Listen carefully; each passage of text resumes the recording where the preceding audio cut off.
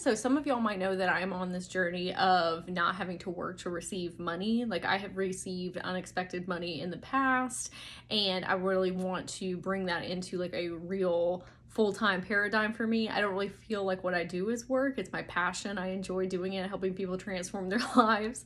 But I want to make sure that I don't have a codependency on those energetic cords of like, oh, well, Soul Harmony Magic, my business, is the only way that I can receive money. Like, I want to open up my wealth container, my prosperity and abundance channels, so that it can flow in many different ways and capacities. And I'm not always, necessarily like trading my time and energy. Like, I'm just an open receiving channel. Okay. So anytime that you are installing new programming, or you want to switch your identity into a new version of self, that sometimes brings up a lot of fear and doubts and worries. Like, you get blasted in the face. Okay. And that has been me currently. Okay. I am going through this again. And this happens every time I reach a new financial bracket as well. Like, it's just you stepping outside of your comfortability zone. And so your ego likes to keep you in comfortability because that's the known. Doing anything different is a unknown variable. And even though it might be better, it's still like, I don't know what to do with that. It's different than the programming that we have right now. You know what I'm saying? So this morning I wrote in my journal, I thought I had it with me, but I wrote in my journal all of my goals for the year. Okay, not just with finances, but like in every area of my life. And I was speaking them out loud, and I was super excited, like reading it back to myself, because your words are so powerful. They're a creative force, right? Like speaking things into existence. And so I was feeling really great. And I was like, okay, well, I'm going to go lay down and then I'm going to meditate so I can get in my imagination and envision as though these things are already happening. Because when I write them out, I say, I'm so excited that blank, and talk about it in past tense. Okay, with my social media, my friends, my business, my money, all this stuff. My dream home. And so I go to lay down, and I've been doing this the last, couple weeks. And when I go in, it's really joyous, fun time. Okay. But this time, 222 on my timer, this time was a little bit different. I started feeling extreme fear and anxiety and panic. And I could hear these voices coming up in my head saying, like, who do you think you are that you can have this life that you're going into? I'm going to try not to cry right now, okay? But who are you to think that you can do these things? And me as the higher self came in, I was like, whoa, whoa, whoa, whoa, whoa. Okay, first of all, we have manifested wild, amazing things in our life. Like, I have completely transformed who I am as a person and my outer reality, my inner reality. And then I started listening examples of like, well, what about this? And what about that? And what about this? Right? I heard this very small voice within me. It was like, why do you think that you can get unexpected money from places? I was like, because I've done it in the past. Okay. And this voice was like, yeah, some of those times you had to borrow money from people, which I did in the past.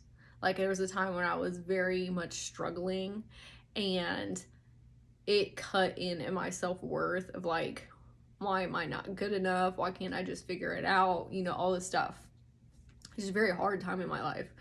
And I said, why do you think that that's a negative thing? Like, talking back to that voice, I said, we are learning how to be in receiving mode, and we know fundamentally that everybody is us and we are everybody. So when we had to ask those people, we're really just asking self for support and help, right? It doesn't have anything to do with our value. I was like, that's part of one of our karmic lessons too, is allowing the universe and other people to take care of us. Because as a child, I had some really intense hyper independence wounds because of abandonment and trust and all these different kind of things, right? And I said, so we are clearing those things out right now. And I said, life is all about perspective and how you see things. Okay, I was like, that is them seeing the magic within us and how special we are, and that they want to support and love us. I was like, but at the end of the day, those people were us. They are us. I am them. They are me. Okay. Then I heard a different voice, an even smaller voice that said, oh, 444, my timer, we're just a charity case. And I was like, whoa, where is that coming from? Okay. And I started like digging in my Akashic field, and I found child me. I was like 4 or 5 years old. So my grandparents raised me and my sister because my mom was like in and out of our life all the time. And that's where a lot of the abandonment and trust stuff came from. And as a 4 or 5 year old, I internalized my grandparents adopting us as me being a charity case. And that's where a lot of my money wounds originally came from too, because our adoption process was so expensive and they were retired, like living on Social Security. And so I thought I always had to like earn my keep. You see what I'm saying? And I was talking to that little girl inside of me and I was like, they didn't think that. I know that you think that they thought that, but they didn't. And I took her and brought my grandparents in who have now passed, but I took her back in time and I was like, they were so happy to have us. Like, they knew how special we were, me and my sister. Like, they wanted us to be there. It was almost like they had kids, you know, they had kids again in the house. They had kids of their own. They're all grown up now. It's like we brought so much life and joy and happiness to them. Like, of course they wanted to keep us, right? And I said that has nothing to do with them doing it out of charity. They were doing that out of love, right? And I was trying to explain to her that they are us and we are them, you know, but a child doesn't really always understand those concepts. And so I had to come in and just show her a different perspective lens, right? And I was like, look at all the people that have like loved and supported us in our life. It's not because they thought we were a charity case. It's because they saw the magic in us and how special we were, right? And they loved us through and through, okay?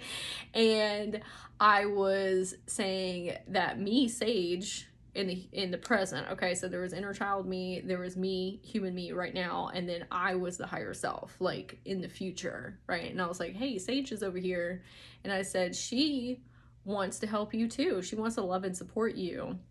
And like they had like a warm embrace and they were talking and everything, and I just felt this huge energy release. I was crying my eyes out. I felt in so much pain. There's so much pain, like spiritual, emotional pain from that little girl inside of me. And I couldn't hear her. This is where healing works in layers, right? Like I have done so much work around my worthiness, my confidence, my self-esteem, money stuff, you know what I mean? Like I've been layer after layer after layer after layer, but sometimes these layers be in there real deep and it takes time to like dissolve those layers, and then you find more and more and more. Like I didn't know that she was down in there before.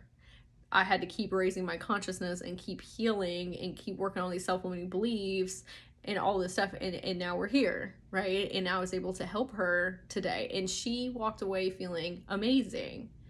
I was like, do you feel like a charity case? And she was like, no, I know I'm special and I know I'm magic. Like there's a lot of other things that we did while we were there, right, to help her get to that place, but it was absolutely life-changing. I could literally feel that crystalline hardened PTSD energy like come up out of my body. This is what I tell people with inner child healing. Like it takes time and it takes you consistently going in and being that higher self and doing the things you need to do for yourself too. Like I have to always be working on regulating my central nervous system, process my emotions, not shoving them down. Because if I had shoved all that stuff down this morning, I wouldn't have been able to get to that healing place. And it was not fun while I was doing it at all. Okay? Like it didn't feel good. But once I leaned in and I helped her through her trauma, because that's not something I'm currently experiencing, right? I helped her through it. Then we all had this big giant release and we were able to shift. So that was the energetic cord that was kind of the last bit of me shifting onto the new timeline. I knew there was something in there. I could feel it. I just couldn't figure out what it was. But by leaning into the emotions and finding out where it was coming from and helping her with it, we were able to make that shift. And so I wanted to share this today in case it helps you with your inner children or this shift experience that you're currently going through, and just know that you're loved. I'm sending you and your inner child a big giant hug, and I hope you have a very sparkly, magical day.